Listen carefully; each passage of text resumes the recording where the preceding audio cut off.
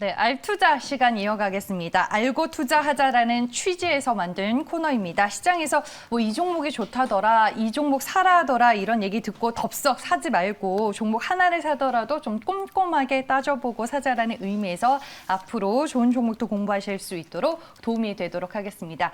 네, 첫 시간은 D&W 파트너스의 송동현 대표와 함께합니다. 안녕하세요. 네, 안녕하십니까. 네, 이른 아침 나오려니까 좀 힘들었죠? 네.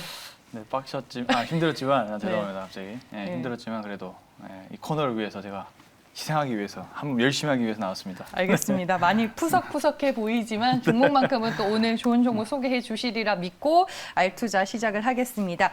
그럼 오늘 이제 우리가 알고 투자할 종목을 만나게 될 텐데 그 종목을 만나기에 앞서서 관련 기사부터 보겠습니다.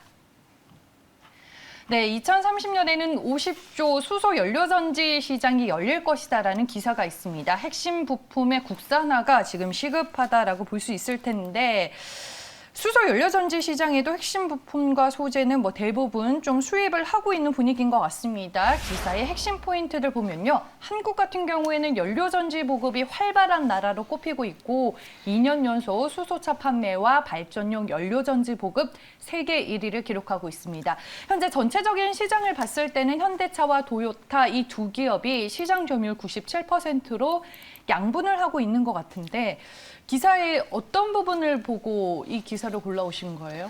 일단은 첫 번째로 네. 중요한 부분이 이제 성장을 할 수 있는 산업이냐. 이 부분이 아주 중요하겠죠. 네. 그리고 거기에다가 각종 어떤 글로벌적인 정책 지원이 있느냐, 아니면 뭐 국내의 정부 정책 지원이라도 있느냐.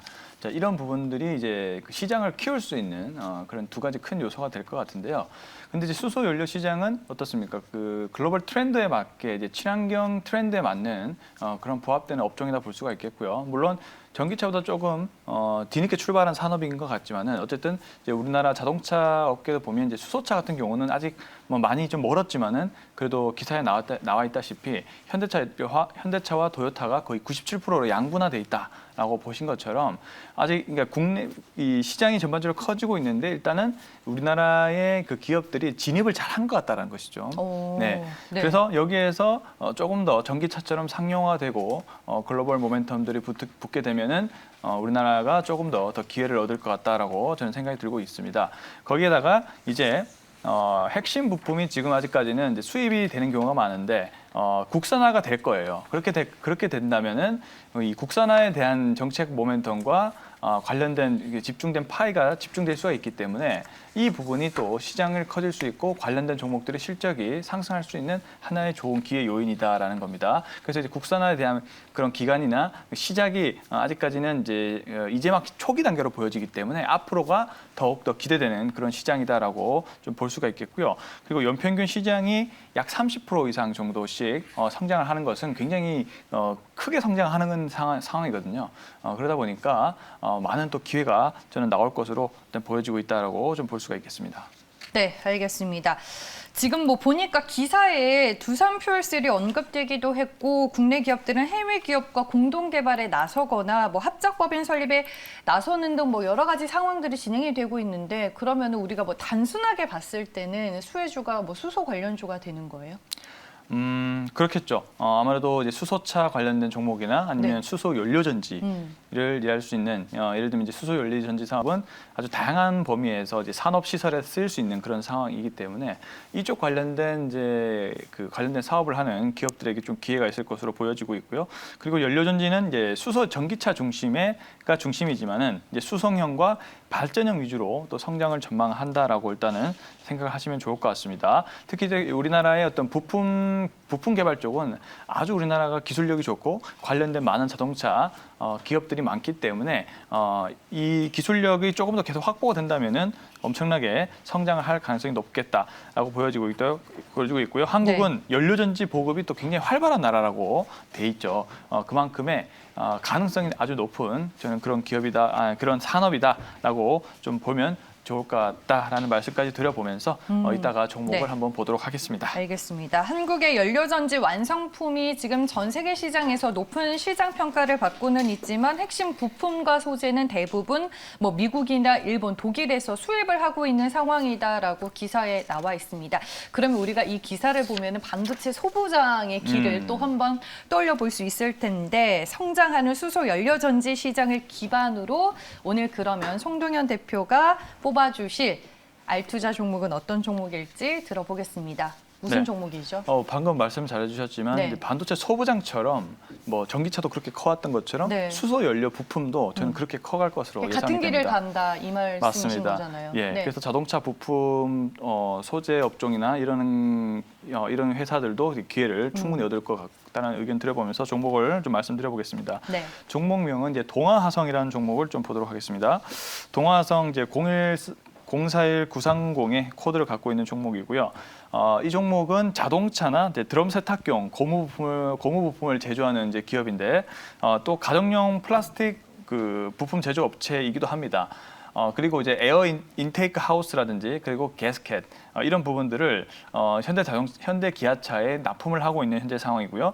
그리고 세탁기용 도어 가스켓도 이제 LG전자에 공급을 하고 있는 이런 대기업의 매출처를 두고 있는 안정적인 매출처를 확보하고 있는 기업이다라고 볼 수가 있겠고요.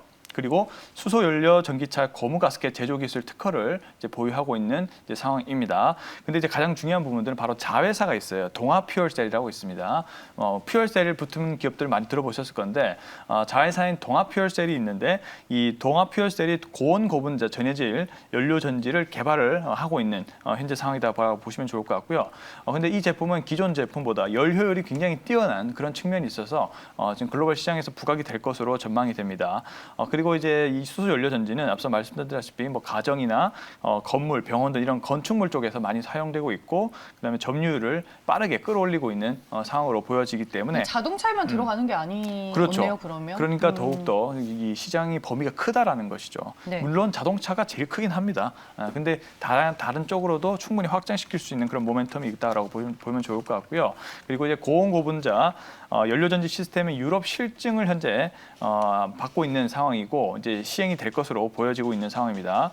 그리고 이제 2021년 말에 덴마크 코펜하겐에서 실증 실험을 이제 진행을 할 것으로 보여지고 있고요. 그다음에 실증 실험 이후에 유럽 인증을 받을 것으로 보여집니다.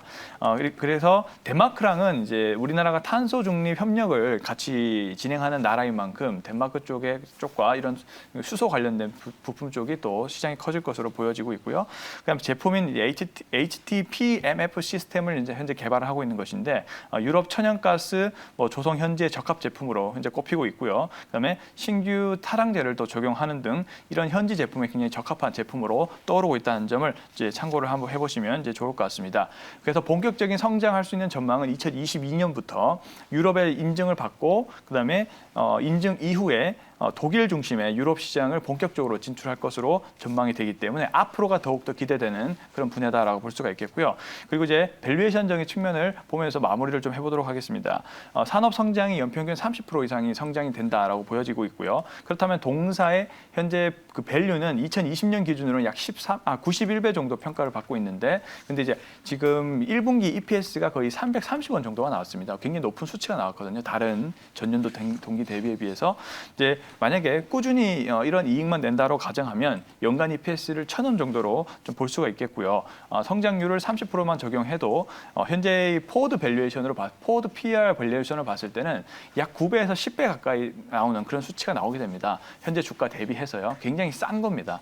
그렇기 때문에 향후 미래를 봤을 때 현재의 그 밸류에이션은 이제 동아화성이 굉장히 싼 편에 있다라는 사실을 좀 기억을 해보시면 좋을 것 같습니다. 그래서 앞으로의 성장 모멘텀도 있지만은 이 밸류에이션 매력도를 또 갖고 있다는 점도 참고를 해보시면 좋을 것 같습니다. 그러니까 한마디로 두 가지 모멘텀으로 요약을 해볼 수 있는 네. 거예요. 뭐 주요 고객사들의 전기차 라인업이 또 확대가 되고 있는 상황이고 말씀해 주셨다시피 자회사 동아퓨얼셀의 성장성을 우리가 또 주목해 볼 수 있는 거고. 그렇습니다. 그러면 또 친환경 글로벌 트렌드에 맞춰서 이제 전기차, 그다음에 또 수소차, 그리고 수소 연료 전지 이런 방향으로 쭉 나가고 있는 상황인데 아직 수소 연료 쪽은 그 본격적으로 모멘텀이 나오는 상황은 아니기 때문에 앞으로가 더욱 더 기대되고 미리미리 이런 종목들을 좀 알아서 좀 선점할 필요가 있다라고 좀 정리를 해보도록 하겠습니다. 알겠습니다. 저희가 이 기업에 대해서 이제 알아봤다면 기술적인 흐름도 안 볼 수는 없으니까 네. 차트 보면서 가격 전략도 들어볼게요. 네, 일단은 동화성의 경우는 이제 주가가 6월 22일 날 26%대의 상승이 한번 나왔습니다. 즉,